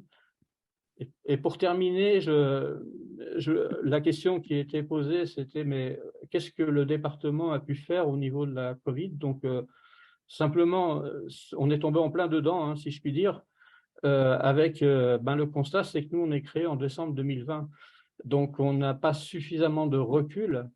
Par contre, ça ne veut pas dire qu'on n'a pas travaillé avant, mais pour construire le département, et ça a duré un certain temps quand même. Il a fallu montrer patte blanche, il a fallu établir une relation de confiance avec les doyens, tout ça. Et une fois que ça a été fait, on a pu créer ce département, mais après, il a fallu qu'on lance nos programmes, notamment sur la formation, participation à la formation, à l'enseignement des médecins, des étudiants médecins, pharmaciens. Donc, ça nous a pris beaucoup de temps. Et on s'est consacré beaucoup plus sur ces parties-là. Mais par contre, on a eu des actions permanentes pendant la pandémie. Déjà, on a, si je puis dire, balayé un petit peu devant notre porte en appliquant les règles rigoureuses, les règles sanitaires. On est quand même, l'exemple, c'est pas mal non plus. Ensuite, on a participé à leur diffusion en accompagnant les personnes concernées, mais en accompagnant le public quand on en avait l'occasion. Alors, dans les perspectives qui sont déjà bien engagées, puisque en termes de recherche, on va plutôt se concentrer sur la recherche. Et comme je vous le disais, les deux axes principaux, c'est la co-construction de projets. Donc, on est déjà dans un esprit de collaboration. Et puis, une réponse à sollicitation pour expertise, ça nous permet de donner des avis, d'être proactifs. Et je pense que ça, c'est particulièrement enrichissant pour nous aussi. Et dans les activités, ça correspond à quoi finalement? Qu'est-ce que ça veut dire la co-construction? Donc, on est dans la rédaction des cahiers des charges, la lettre d'intention, les protocoles, les demandes d'autorisation au comité de protection des personnes, la formation quand elle est nécessaire, la dissémination, les publications et l'évaluation et le suivi. Donc, ça, c'est l'activité. Et dans les objectifs, puisque vous parliez d'enquête, on est en train de travailler sur la réalisation des questionnaires, des enquêtes, avec un objectif d'amélioration de la relation, de la qualité. Donc, je pense qu'on a beaucoup de travail devant nous. et on serait très heureux de poursuivre ces travaux. Je vous remercie. Merci, merci Raymond pour ce témoignage. Et moi, je voudrais peut-être juste revenir sur les freins que dont vous avez parlé et que nous constatons d'ailleurs nous-mêmes, parce que c'est vrai que si cette pandémie nous a fait réagir vite, se réorganiser pour accompagner les patients, ça n'a quand même pas été sans une problématique d'organisation et de réorganisation au sein de l'officine avec des locaux pas forcément adaptés pour donner une réponse à une pandémie de manière satisfaisante parfois aux patients. Donc ça, on en a bien conscience et je crois qu'un certain nombre d'entre nous, nous réfléchissons à comment s'organiser pour mieux accueillir nos patients dans ce genre de contexte. Quand les gens viennent se faire tester, c'est évident qu'on n'a pas forcément envie qu'ils se retrouvent au même endroit que la petite mamie qui a des pathologies, les immunodéprimés. Voilà, ça pose effectivement quand même un certain nombre de questions, de problématiques dans nos officines, même si on a fait, comme l'a dit Anne, comme tout le monde, du mieux qu'on a pu, et je crois qu'on a trouvé notre place enfin, et que peut-être le meilleur témoignage qu'on pouvait avoir aussi ce soir pour répondre à cette question, c'est celle d'un représentant du Conseil de l'Ordre, et pas n'importe lequel, puisque c'est Bruno Malène, que je connais bien, que j'apprécie, et qui est président donc, du Conseil central des pharmaciens d'officine, et qu'on a pu enregistrer pour voilà, qu'il réponde lui aussi à cette question. Donc, si tu veux bien, Marie-Hélène, nous envoyer le témoignage de Bruno. Je vous remercie et je remercie notamment le comité de direction de la SFSPO pour cette invitation. Et c'est vrai que je tenais particulièrement à participer, mais malheureusement, d'autres engagements ne me permettaient pas d'assister en réel. Donc, c'est pour cette raison que nous avions prévu cet enregistrement en amont de cette soirée. Donc, j'avais l'intention de développer un petit peu quel avait été le rôle majeur du pharmacien d'officine pendant cette pandémie. Je crois qu'il n'est plus nécessaire aujourd'hui de rappeler combien l'engagement des pharmaciens a été exemplaire pendant cette période. Je crois qu'on a su faire face à des actes inédits en quelques heures. Lorsque l'on a appris que la population allait être confinée, on a dû faire face à des hordes de patients qui se sont dirigés vers nos officines, peut-être par manque d'informations, et aussi à la recherche d'informations. Donc le pharmacien, c'est là qu'il est entré dans une phase de pédagogie. La pédagogie, c'est quand même quelque chose qui lui est déjà très familier, puisque on explique au quotidien un certain nombre de sujets, que ce soit pharmaceutiques, médicaux, sociaux, enfin, avec toutes les casquettes que le pharmacien d'officine peut avoir. Mais là, en quelques heures, on s'est retrouvés les seuls à quasiment être ouverts, à être capables de s'adapter. Donc, les pharmaciens ont tout de suite mis en place des sens de circulation dans leurs officines de façon à sécuriser le parcours du patient, à expliquer quels étaient les gestes barrières, puisque ce sont des notions qui étaient quand même relativement nouvelles pour la population. Donc, on a vraiment, je crois, été exemplaire sur la façon dont ça a été mis en place, et avec une rapidité, puisque le compte à rebours était lancé. Donc, on devait lutter contre ce virus qui était encore plus qu'inconnu au tout début de cette pandémie. Donc, est venu ensuite l'épisode des masques, où là, les pharmaciens sont devenus de véritables experts sur ce qu'étaient des dispositifs de protection individuelle avec les différentes catégories.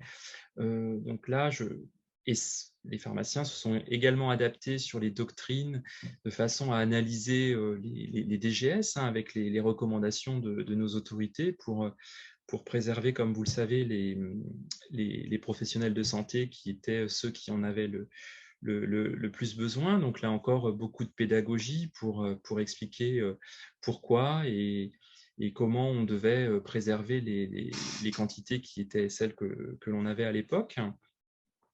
Donc déjà, très vite, on est rentré quand même dans une phase qui était plus qu'inédite et on ne savait jamais ce que le lendemain pouvait nous réserver, puisque peu de temps après, il a fallu mettre en place la vaccination. Donc la vaccination qui avait fait l'objet d'une phase expérimentale qui a été prévue au départ pour une durée de 3 ans, qui avait été réduite pour la grippe.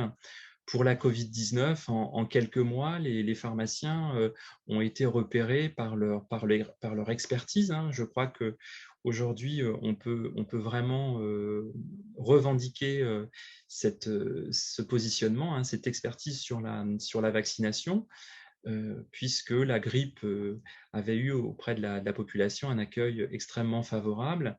Et c'est la raison pour laquelle, très vite, on nous a proposé de mettre en place la vaccination, parce qu'on était d'une part formés à la vaccination, le geste et puis les considérations plus scientifiques, et que nos officines avaient été organisées en conséquence avec des espaces de confidentialité pour assurer la vaccination dans les meilleures conditions qui sont celles que l'on peut observer dans un cabinet médical, dans un centre hospitalier, ou encore dans les centres de vaccination qui ont été mis en place pendant la pandémie. Et je crois qu'on peut même aujourd'hui se féliciter d'avoir été à nouveau sollicité pour mettre en place la vaccination contre la variole du singe, avec certes une expérimentation hein, qui tend à se développer, même si on n'a pas tout à fait la même cible, et que là, on est sur une population beaucoup plus réduite que la Covid-19, qui s'adressait à l'ensemble de la population. Mais là encore, on voit bien que le pharmacien est vraiment le professionnel de santé qui est en mesure, là encore, de s'adapter, puisque cette phase expérimentale a été mise en place et a été très efficace en quelques jours. Donc, on voit bien que cette pandémie a vraiment changé la position du pharmacien d'officine.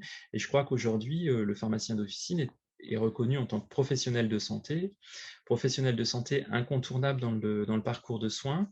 Et les autorités aujourd'hui ont bien compris que le pharmacien était devenu incontournable. Je crois qu'on est très attaché à notre maillage territorial, hein, et je crois que le maillage territorial est aussi la réponse adaptée, de façon à ce que on ait un professionnel formé, compétent, qui puisse assurer des missions de santé publique dans des situations urgentes comme celles que l'on a connues ces 2 dernières années. Donc, je crois qu'il faut vraiment être fier d'être pharmacien.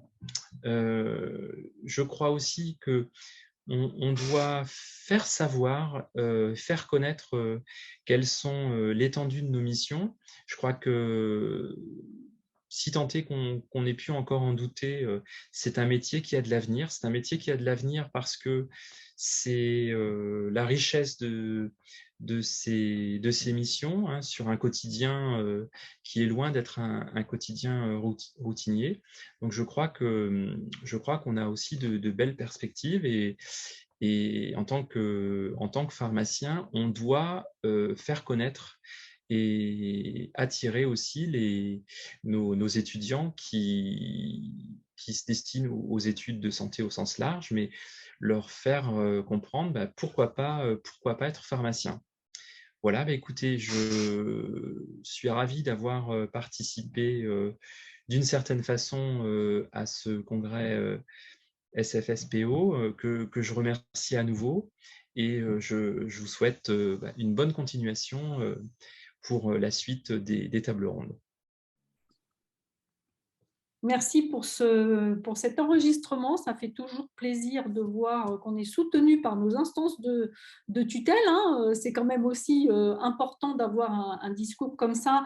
Et peut-être ça, c'est quelque chose qu'il faut aussi remarquer, c'est-à-dire que pendant cette pandémie, il y a eu, en tout cas, c'est vrai, une cohésion et une unité au niveau voilà, de nos instances de tutelle pharmaceutique. On a été soutenus dans notre quotidien et je pense que ça, c'est aussi quelque chose qu'on a appris pendant cette pandémie. Il y a un point aussi, c'est vrai, qu'a évoqué Bruno dans cette interview et je pense que c'est aussi important de le dire parce que cette pandémie a fragilisé certains de nos compatriotes et qu'on a vu là aussi le rôle social que pouvaient avoir les pharmaciens, notamment au tout début de cette pandémie, quand nous étions finalement non seulement les seuls commerces ouverts, puisque on a cette double casquette, mais aussi au tout début les seuls professionnels de santé et qu'il a fallu voilà, être présent sur tous les registres et voilà, et le rôle social dans certains quartiers joué par les pharmaciens est aussi important. Donc, c'est vrai que c'est un point qu'on n'avait pas du tout abordé, mais qui est pour moi fondamental et qui fait partie des choses invisibles que l'on fait au quotidien. Et là où je rejoins Bruno, c'est que il faut aussi faire savoir ce que l'on peut faire pour nos patients ou pour le grand public. On a parlé de prise en charge, mais il faut aussi parler de tout l'aspect prévention. Et là aussi, on a pu montrer à quel point on avait joué un rôle important dans la prévention, parce que ce qu'a montré cette pandémie, c'est que la prévention en France est le parent pauvre de la santé et que c'est des sujets vers lesquels, là aussi, il va falloir qu'on aille, les pharmaciens. Et d'ailleurs, on nous donne aujourd'hui les moyens d'aller vers le sujet de la prévention. Donc, tous ces points étaient importants. Je vois l'heure qui tourne. On a une marque de fabrique au niveau de la SFSPO et du congrès, c'est qu'on tient à respecter les horaires, sinon on se dit que les gens ne viendront plus nous voir. Donc je vais, avant de passer la parole à chacun d'entre vous pour faire peut-être un petit mot de conclusion, il restait une question que je n'avais pas posée et qui est pour Didier Payen. Que sait-on des conséquences d'une multiplication du nombre de doses? A-t-on des études à ce sujet? Non, enfin oui, on a des études, mais sur le que sait-on de multiplication des doses, ou en tout cas de la multiplication du système immunitaire, des injections répétées, quelles qu'elles soient d'ailleurs, qui ont comme cible de stimuler le système immunitaire, même de façon ciblée ou un peu moins ciblée, au long cours, il est très raisonnable de penser que dans l'immense majorité des cas, ceci va se passer correctement parce que la sélection des clones, des familles de cellules qui vont être concernées par la réponse immunitaire est limitée. Ils vont garder cette immunité, vont garder cette puissance de réactivité quand ils rencontreront de nouveau l'antigène sans avoir de conséquences autres. Mais pour un certain nombre de patients, il n'est probablement pas négligeable. Il est possible que la réaction engendrée croise avec une réaction sur des antigènes qui sont les propres antigènes du sujet et qui concernent des antigènes de structure des tissus qu'il possède. Et donc là, on est susceptible, pour un nombre rare, mais encore mal quantifié, en tout cas, je ne connais pas d'études qui le mentionnent, un nombre de patients qui auront peut-être des maladies auto-immunes, soit réveillées, soit des nouveaux qui vont apparaître tout à fait nouvellement parce qu'on va avoir une réponse antigénique forte et cette réponse antigénique va croiser avec des antigènes qui sont nos constituants à nous. Donc, on ne peut pas éliminer, et dès lors qu'un produit est efficace, il a forcément une part de dangerosité relative, on ne peut pas éliminer que certains nombre de patients puissent avoir des maladies secondaires à ça. Est-ce que ces maladies secondaires sont différentes quand on est vacciné par rapport aux maladies secondaires que l'on pourrait avoir en attrapant la Covid sans faire de forme grave? C'est aussi une question très importante. est-ce que l'incidence des complications, je dirais, chroniques, auto-immunes à l'infection répétée par le SARS-CoV-2 ou ses variants est-elle plus importante que les maladies éventuellement auto-immunes que l'on aurait par la vaccination? Question à laquelle je n'ai pas de réponse, mais peut-être que Arnaud en a, lui. Ça sera peut-être pour un prochain débat, parce que Oui. ça serait une réponse un peu Le longue, sujet est vaste. Béatrice, voilà. Mais en fait, je pense qu'il est important de souligner, là, c'est que les doses de rappel, on a un système de pharmacovigilance renforcé pour ces vaccins Covid, et qu'il n'y a pas de signal qui est apparu avec les doses de rappel. Ça continuera à surveiller avec le système de pharmacovigilance, bien sûr. Oui, c'était important de rappeler ce système de pharmacovigilance, parce qu'on n'en a pas du tout parlé, mais effectivement. Anne, vous allez être la première à qui je vais donner la parole pour conclure, mais avant de conclure, pour répondre à la question, et vous avez déjà en partie répondu, est-ce que vous pourriez quand même nous parler un petit peu très rapidement des enquêtes que vous avez faites, parce que c'est vrai qu'on a beaucoup parlé vaccination des patients, mais comme l'a dit Raymond tout à l'heure, il faut balayer devant sa porte. Et donc, quid de la vaccination des professionnels de santé, et notamment au niveau de la ville? Et je crois que vous avez des données intéressantes là-dessus. Donc, si vous pouviez Oui, alors je vais faire très rapidement parce que… Puis conclure. Oui, non, mais je vais faire très rapidement, d'autant plus que Covigi, donc, dont je vous ai parlé, cette plateforme, je vous conseille d'y aller. C'est le plus simple, c'est voilà, vous faites covigi.org, vous y allez. D'autant plus que nous venons de lancer aujourd'hui, ou hier d'ailleurs, une nouvelle enquête pour tous les professionnels de santé sur vaccination, les nouvelles recommandations coqueluche. Donc, ça nous intéressera beaucoup d'avoir vos points de vue sur ces problématiques. Mais peut-être, Marie-Hélène, oui, la dernière enquête qu'on a faite, qui est analysée, ça a été fait début 2022 et c'était sur vaccination grippe et Covid, enfin grippe au temps du Covid plus exactement. Et là, on parle de vaccination grippe. Et depuis très longtemps, les médecins généralistes étaient, parce que j'ai l'impression que les pharmaciens les rattrapent, les professionnels de santé les mieux vaccinés en France, sans aucun doute, c'est connu. Ça fait très longtemps, on était toujours autour des 75% attendus demandés par les autorités. Et donc, on a fait cette enquête alors en 2020, enfin 2020-2021, dans le cadre d'une enquête sur la vaccination Covid, et en 21-22 dans le cadre d'une enquête sur la vaccination grippe. Et on a posé la question aux professionnels de santé de savoir si c'était vacciné contre la grippe cet hiver. Et vous voyez que pour les deux saisons, et les pharmaciens, et ça c'est toujours l'effet, quand on a le vaccinateur, le vaccin et la personne à vacciner au même endroit, évidemment ça marche. Et donc les pharmaciens ont rattrapé les médecins parce que c'est très facile de se vacciner entre vous à l'officine, et il n'y a plus vraiment de raison de mauvaises raisons de se dire qu'on n'a pas le temps ou que je ne sais quoi. Et donc du coup, les problèmes de santé de ville, les médecins et les pharmaciens sont extrêmement bien vaccinés. Alors attention, Covigi, c'est des gens impliqués, donc impliqués probablement dans la vaccination, donc on a sûrement un petit biais de survaccination, mais de toute façon, on sait qu'on est à des très très bons chiffres. Donc ça, c'est vraiment important. Et donc, je vais passer, Marie-Hélène, pour pas prendre trop de temps. Vous me demandez de conclure. Donc moi, je vais conclure que je vais juste vous dire autre chose qui me paraît important, c'est que il y a la Covid, il y a tout cet effort qui est fait, tous ces nouveaux vaccins, etc. Mais il y a toujours la grippe. Alors oui, elle nous a fait cette farce, la grippe reste un virus très imprévisible, donc elle nous a fait cette farce de disparaître pendant la saison post-Covid, donc post-première vague, c'est-à-dire 2020-2021, et pas qu'en France. Partout dans le monde, il s'est passé ce phénomène très extraordinaire de ne plus avoir de grippe du tout. Bien sûr, probablement du fait des mesures barrières en grande partie, mais aussi probablement d'une compétition virale entre grippe et Covid qu'on ne peut quand même pas imaginer que ce soit juste des mesures barrières qui ont empêché un virus de circuler comme ça.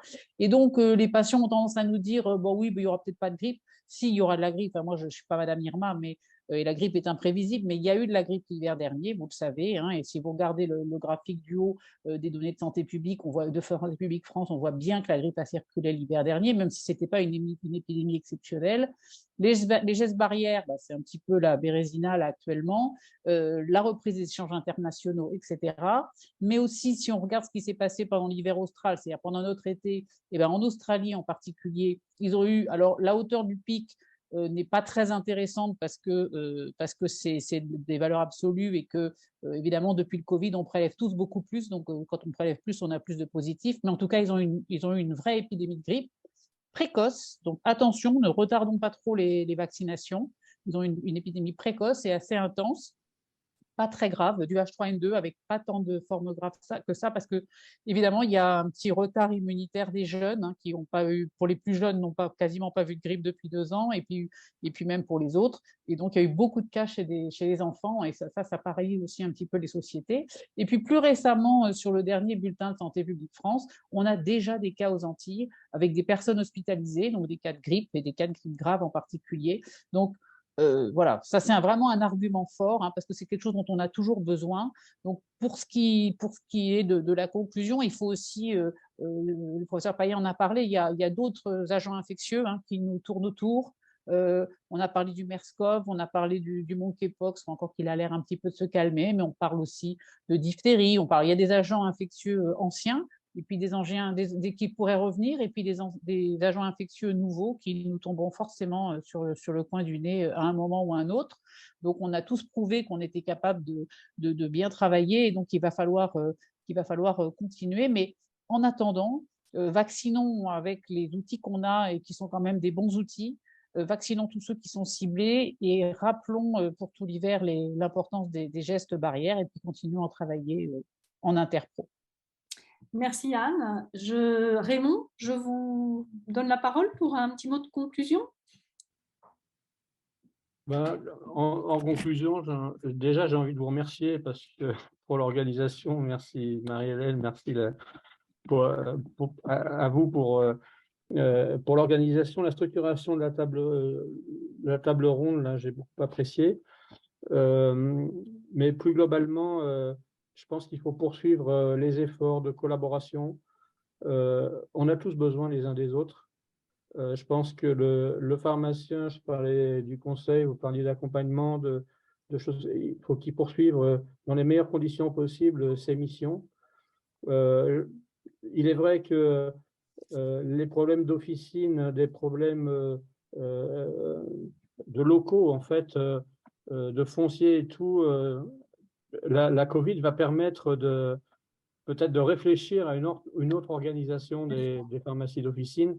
Je pense qu'il y a des structures qui travaillent déjà dessus. Je pense qu'il y a, je pense à Grenoble, il y a quand même des pharmaciens, le pôle pharmacie travaille dessus. On est sollicité déjà pour donner des avis, mais je pense que ça va permettre aussi d'améliorer. On voit aussi que le système vidéo aussi a amélioré quand même la communication. Donc, on peut dire merci Covid finalement pour ça.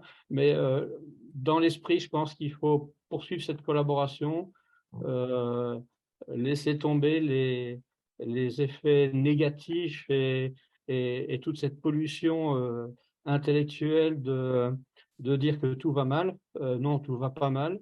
On est dans une situation compliquée, mais je pense qu'en se serrant les coudes, en mutualisant nos actions, on y arrivera. Voilà. Merci Raymond. Arnaud, à vous. Oui, tous mes remerciements. J'étais vraiment ravi de participer à cette table ronde, ravi aussi des questions dans le chat. Voilà. Donc, avec plaisir, je reviendrai. Béatrice, continue à échanger et j'espère vous partager des nouveaux développements, des nouvelles avancées dans la recherche. Voilà, j'espère pour les personnes qui sont restées tard avec nous, voilà, avoir pu convaincre que vraiment cette technologie va s'inscrire dans notre quotidien et que c'était vraiment un changement de paradigme dans la prévention et dans la médecine. Merci. Merci Arnaud. Et Didier, je vous laisse finir puisque vous avez ouvert le bal. Donc, Je vais donc fermer le bal. Voilà. Très, très courtement, je suis très heureux d'avoir écouté, appris, compris les rôles de chacun, les différents types d'implications que l'on peut avoir. Je savais que c'était très important sur le plan de la recherche, du soin, de la prise en charge, mais je vois qu'il y a énormément de gens motivés, connectés, qui travaillent de façon groupée, bien qu'au départ on ait pu craindre des corporatismes et qui sont un peu cassés, heureusement, par la Covid et qu'il faut éviter de faire reprendre, c'est fondamental. Je vois que la recherche cavale à une vitesse extraordinaire. On a fait en 2 ans plus de progrès qu'en 30 ans concernant l'immunologie des maladies infectieuses. Donc, c'est quand même extraordinairement puissant à l'échelle mondiale comme à l'échelle nationale. Et donc, ça, c'est un espoir formidable parce que, comme l'a bien montré Arnaud, le principe du vaccin ARN messager va s'appliquer à d'autres pathologies sur lesquelles on va cibler des protéines qui nous ennuient en les bloquant ou au contraire qui nous manquent en les stimulant. Et ça, c'est un facteur majeur non seulement de customisation, comme on dit d'habitude, c'est-à-dire par patient, adapter la médecine à chaque patient, mais plus que ça, on va adapter la médecine à chaque patient, à chaque problématique, que ce soit oncologique ou non, qui va le concerner. Et ça va devenir un outil essentiel. Je ne sais d'ailleurs pas dans l'avenir comment on va pouvoir faire des essais pour démontrer le bénéfice des choses, sachant qu'on veut par ailleurs customiser par patient l'activité de recherche. Ce n'est pas spécifique bien sûr à Moderna, c'est l'évolution même du concept de validation de la recherche qui va être compliquée. Mais en tout cas, ça avance à une telle vitesse que je suis plein d'espoir pour toutes ces pathologies qui jusqu'à ce jour sont un peu stagnantes parce qu'on n'a pas grand-chose d'autre que les médicaments qui existaient avant. Donc, merci beaucoup de m'avoir fait confiance et de m'avoir invité. Donc, même les vieux ont droit de citer dans cette table ronde. Donc, je suis très content d'être parmi vous. Merci beaucoup. Eh ben, en tout cas, moi, j'étais ravie de vous accueillir ce soir. Merci à tous les 4. Merci à Bruno. Et puis, forcément, je conclurai en disant que oui, les pharmaciens ont trouvé leur place. En tout cas, moi, j'en suis intimement convaincue. Mais il ne faut pas se reposer sur ses lauriers. Et il va falloir maintenant continuer à accompagner nos patients parce qu'il n'y a pas que le Covid et qu'on a peut-être eu, c'est peut-être le revers de la médaille, tendance, en tout cas, on a dû s'occuper que du Covid pendant un certain temps, parfois même au regret de constater qu'on avait un peu oublié nos patients chroniques, et ça, c'est quand même aussi un constat qu'on a fait. On était, pour avoir interviewé mes confrères, à des moments donnés où il a fallu notamment qu'on réalise les tests antigéniques, assez malheureux de se rendre compte qu'on avait un petit peu laissé de côté nos patients chroniques. Et donc, eh bien, ils sont là et il va falloir non seulement qu'on continue ces nouvelles missions, qu'on conforte ce rôle qu'on a de professionnels de santé, mais qu'on n'oublie pas tout ce qu'on a à faire dans le chronique, dans la prévention. Eh ben, merci à tous, merci à tous les participants. On a dépassé de 10 minutes, mais voilà, ça valait le coup parce que les échanges ont été passionnants. Et puis, on se retrouvera peut-être l'année prochaine sur une autre table ronde. On ne sait pas, pourquoi pas. En tout cas, merci à vous et bonne soirée. Merci à vous, bonne soirée. Merci, bonsoir. Bonsoir.